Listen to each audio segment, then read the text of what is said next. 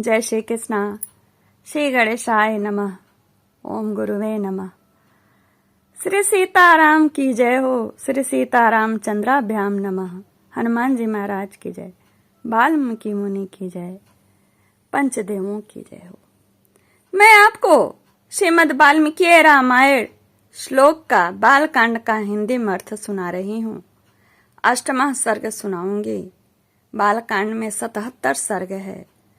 आज 8वां सर्ग सुनाऊंगी। इस सर्ग में राजा का पुत्र के लिए अश्वमेध यज्ञ करने का प्रस्ताव, मंत्रियों तथा ब्राह्मणों द्वारा उनका अनुमोदन। संपूर्ण धर्मों को जानने वाले महात्मा राजा दशरथ ऐसे प्रभावशाली होते हुए भी पुत्र के लिए सदा चिंतित रहते थे। उनके वंश को चलाने वाला कोई पुत्र नहीं था। इस सर्ग में 24 श्लोक है, ठीक है।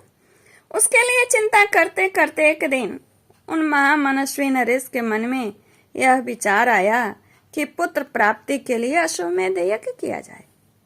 अपने समस्त शुद्ध बुद्धि वाले मंत्रियों के साथ परामर्श पूर्वक यज्ञ करने का ही निश्चित विचार करके उन महातेजस्वी बुद्धिमान एवं धर्मात्मा राजा ने सुमंत्र से कहा, मंत्रीवर, तुम मेरे समस्त गुरुजनों एवं पुरोहितों को यहाँ शीघ्र बुला ले आओ।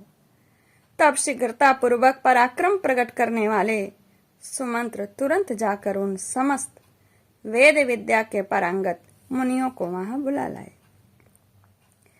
सुयज्ञ वामदेव, जाबाली, काश्यप, कुल पुरोहित वशिष्ठ तथा और भी जो श्रेष्ठ ब्राह्मण थे, उन सबकी पूजा करके धर्मात्मा राजा दशरथ ने धर्म और अर्थ से युक्त यह मधुर वचन कहा, महर्षियों, मैं सदा पुत्र के लिए विलाप करता रहता हूँ। उसके बिना इस राज्य आदि से मुझे सुख नहीं मिलता। अतः मैंने यह निश्चय किया है कि मैं पुत्र प्राप्ति के लिए अश्वमेध द्वारा भगवान का यजन करूं। मेरी इच्छा है कि शास्त्रोक्त विधि से इस यज्ञ का अनुष्ठान करूं। अतः किस प्रकार मुझे मेरी मनोवांछित वस्तु प्राप्त होगी, इसका विचार आप लोग यहाँ करें। राजा के ऐसा कहने पर वशिष्ठ आदि सब ब्राह्मणों ने बहुत अच्छा कहकर उनके मुख से कहे गए पूर्वोक्त वचनों की बड़ी प्रशंसा की।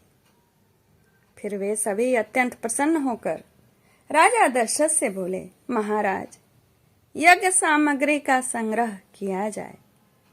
भूमंडल में भ्रमण के लिए यज्ञ संबंधी अश्व छोड़े जाएं तथा सरयू के उत्तर तट पर यज्ञ भूमि का निर्माण किया जाए। तुम यज्ञ द्वारा सर्वथा अपनी इच्छा के अनुरूप पुत्र प्राप्त कर लोगे, क्योंकि पुत्र के लिए तुम्हारे हृदय में ऐसी धार्मिक बुद्धि उदय हुई है। ब्राह्मणों का यह कथन सुनकर राजा बहुत संतुष्ट हुए। हर्ष से उनके नेत्र चंचल हो उठे।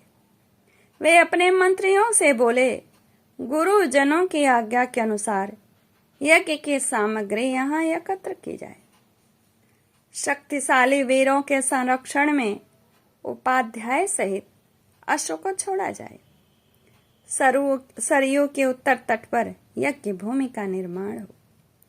शास्त्रोक्त विधि के अनुसार क्रमशः शांति कर्म का विस्तार किया जाए, जिससे विघ्नों का निवारण हो। यदि इस श्रेष्ठ यज्ञ में कष्टप्रद अपराध बन जाने का भय न हो तो सभी राजा इसका संपादन कर सकते हैं, परंतु ऐसा होना कठिन है, क्योंकि विद्वान ब्रह्म राक्षस यज्ञ में विघ्न डालने के लिए क्षेत्र ढूंढा करते हैं। विधिहीन यज्ञ का अनुष्ठान करने वाला यजमान तत्काल नष्ट हो जाता है। अतः मेरा यह यज्ञ जिस तरह विधि पूर्वक संपन्न हो सके वैसा उपाय किया जाए। तुम लोग ऐसा साधन प्रस्तुत करने में समर्थ हो। राजा के द्वारा सम्मानित हुए समस्त मंत्री पूर्ववत उनके वचनों को सुनकर बोले, बहुत अच्छा, ऐसा ही होगा। इस प्रकार वे सभी धर्मज्ञ ब्राह्मण भी निपश्रेष्ठ दशरथ को बधाई देते हुए उनकी आज्ञा लेकर जैसे आए थे वैसे ही फिर लौट गए।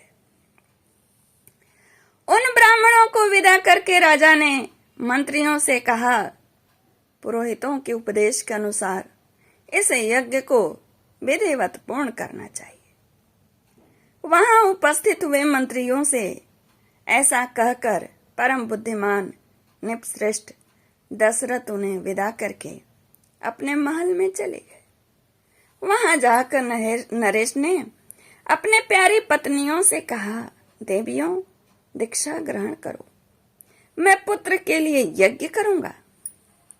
उनके उस मनोहर वचन से उन सुंदर कांति वाली रानियों के मुख कमल वसंत ऋतु में विकसित होने वाले पंकजों के समान खिल उठे और अत्यंत शोभा पाने लगे।